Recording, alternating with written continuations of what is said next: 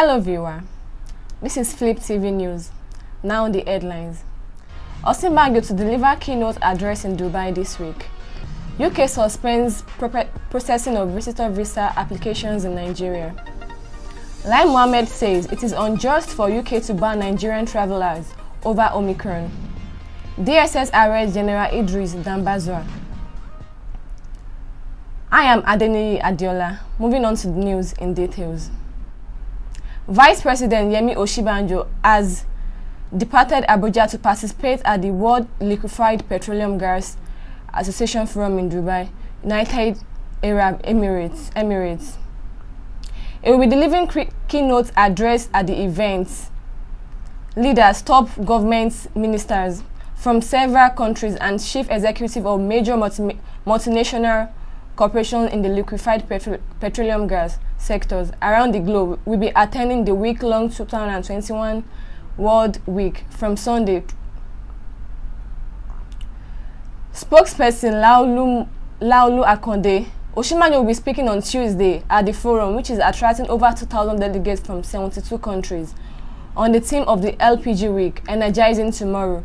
The World LGP Week, which first aired in Amsterdam in 2019, is an annual event bringing together major LPG companies, senior public sector officials, industry, and other relevant stakeholders.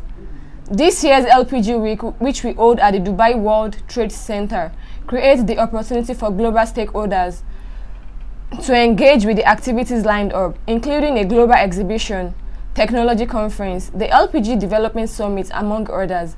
The World LPG Association was established in 1987 and granted special consultative status with the United Nations Economic and Social Council (ECOSOC) in 1989. WLPGA is the umbrella association which globally coordinates the LPG industry. Barely 24 hours after the United Kingdom banned foreign travelers from Nigeria over COVID-19 Omicron variant, the UK has suspended the processing of visitor visa applications from all red list countries, including Nigeria. The British High Commission announced the suspension in a statement on Sunday, December 5, 2021. In the statement, the UK said the decision to pause decision on visitor visa application in all red list countries is part of measures put in place to protect public health. The statement reads, to support the UK government aim to protect public health from COVID-19 and associated variants of concern. UK Visas and Immigration will pause making decision on visitor visa application in all red list countries, including Nigeria, until travel restrictions are lifted. Visit visas cover travel to the UK for tourism, visiting family and friends, undertaking short-term business activities, for example, attending meetings, undertaking short-term studies under 6 months, taking part in research or exchange program as an academic, medical reasons, for example, receiving private medical treatment. If you apply for a visit visa in a red list country and you meet the UK immigration rules, your application will be paused. You will not receive a decision on your visit visa application while red list travel restrictions remain in place. You will not be able to request a refund of your visa visa fee once you have given your biometrics at a visa application center. If you already hold a valid visit visa and are intending to travel to England as a visitor from a red list country, you will not be allowed to enter. The Minister of Information and Culture, Alhaji Lai Mohammed, made the call in Abuja on Monday at a media briefing on the decision by the Britain to put Nigeria on its red list over the discovery. The minister said the decision by the British government to put Nigeria on the red list just because of less than 2 dozen cases of Omicron, which did not originate in Nigeria, it is unjust, unfair, indefensible, and discriminatory. He said the decision is also not driven by science and should be rescinded immediately. How do you slam this kind of discriminatory action on a country of 200 million people just because of less than 2 dozen cases, whereas British citizens and residents are allowed to come in from Nigeria? Non-residents from the same country are banned.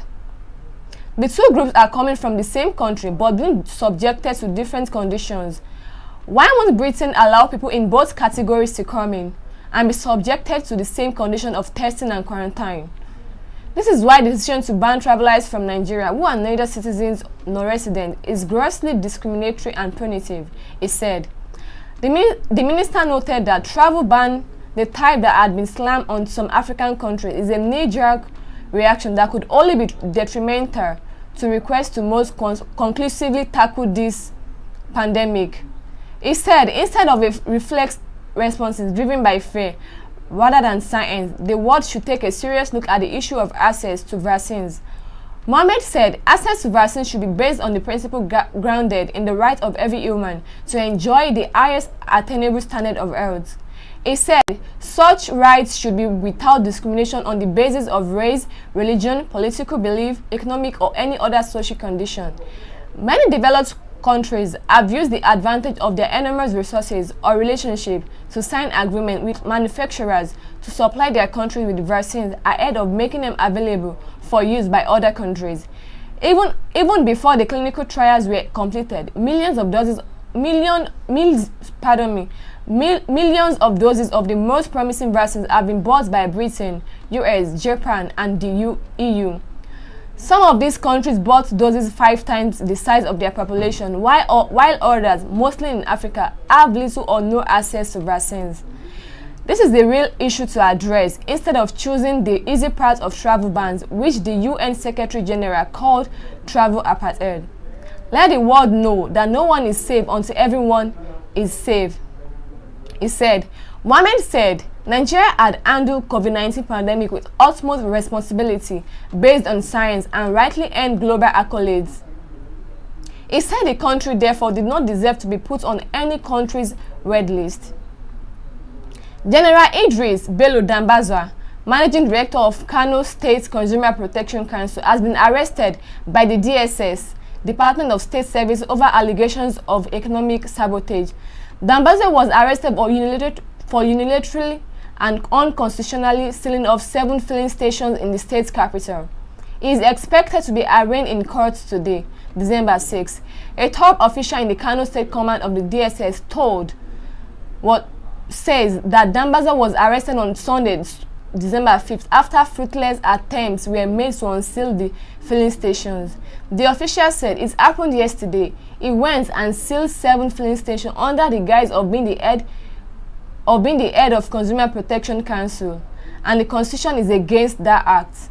The source added that when Dambazau was contacted, it was gathered that he did not inform the DPR. He has also been accused of selling shops in several markets in the metropolis. The source said, no agency, organization, or ministry can seal a filling station except with the directive from the Department of Petroleum Resources. And he also did not get the directive from security agencies. We reached out to him, but he ignored our request. He was arrested this morning, and all the filling stations have been unsealed. We are charging him with the offense of the economic sabotage, in which, with the Constitution of the Federal Republic of Nigeria, his act is an act of economic sabotage, and he will be charged to court on Monday. For more news and updates, please stay tuned to Fliptv News. I am Adini Adiola. Bye for now.